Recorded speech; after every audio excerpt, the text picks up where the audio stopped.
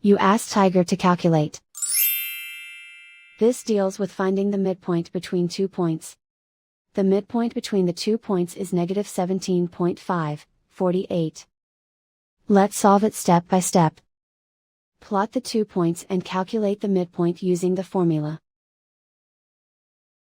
The coordinates of point 1 are, x1 equals 23, y1 equals 5. The coordinates of point 2 are, x2 equals negative 58, y2 equals 91. PM represents the midpoint of the 2 points.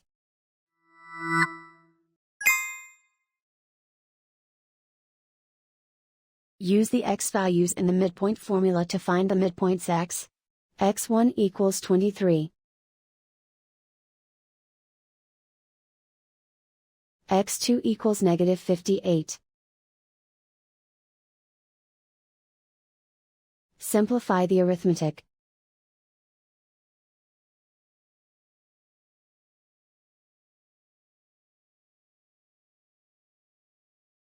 Use the y values in the midpoint formula to find the midpoints y. y1 equals 5. y2 equals 91. Simplify the arithmetic.